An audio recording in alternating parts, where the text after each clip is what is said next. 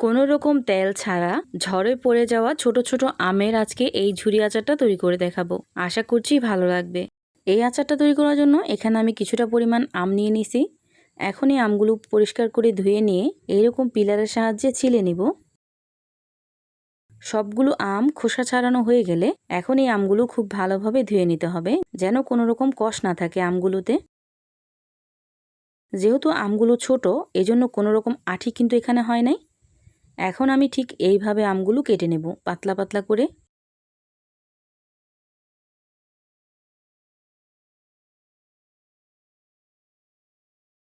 যেহেতু আমি ঝুরি আচার তৈরি করব, এই জন্য এইভাবে কাটলাম।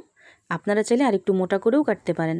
এভাবে সবগুলো আম কাটা হয়ে গেলে পর্যাপ্ত পরিমাণ পানি দিয়ে কিছুটা পরিমাণ হলুদ মরিচের গুঁড়া দিয়ে এইভাবে 5 মিনিট ভিজিয়ে রেখে তারপর একটা খাঁচিতে এইভাবে ঝরা দিয়ে রেখে দেব, যেন এক্সট্রা পানিটা চলে যায় বা কষ ভাবটা চলে যায়।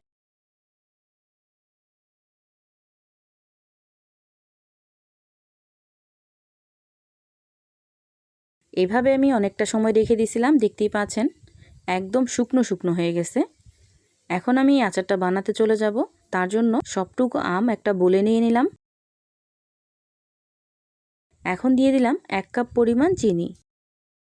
চিনিটা দিয়ে খুব ভালোভাবে মিশিয়ে নিব।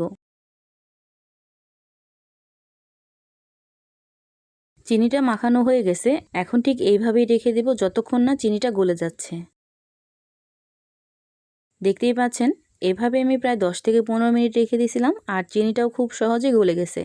এখন এই চিনির পানিটা আমি একটা ফ্রাই প্যানে নিয়ে নিলাম। এখন এই শিরাটাকে খুব ভালোভাবে শুকিয়ে নিতে হবে।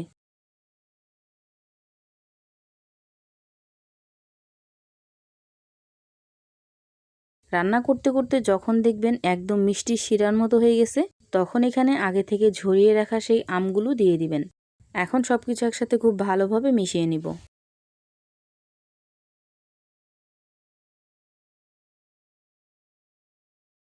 মিশিয়ে নেওয়া হয়ে গেলে এখানে আমি দিয়ে দিব 5 ফোড়নের গুঁড়া হাফ চামচ পরিমাণ, 1 টিস্পুন পরিমাণ বিট লবণের গুঁড়া, আর 1 টিস্পুন পরিমাণ দিয়ে দিলাম ধনিয়ার গুঁড়া, আর দিয়ে দিলাম কিছুটা পরিমাণ চিলি ফ্লেক্স। এখন সব কিছু একসাথে খুব ভালোভাবে মিশিয়ে নিব। এখন ঠিক এইভাবে রান্না করব যতক্ষণ না পানিটা শুকিয়ে যাচ্ছে আর আমটাও সেদ্ধ হয়ে যাচ্ছে।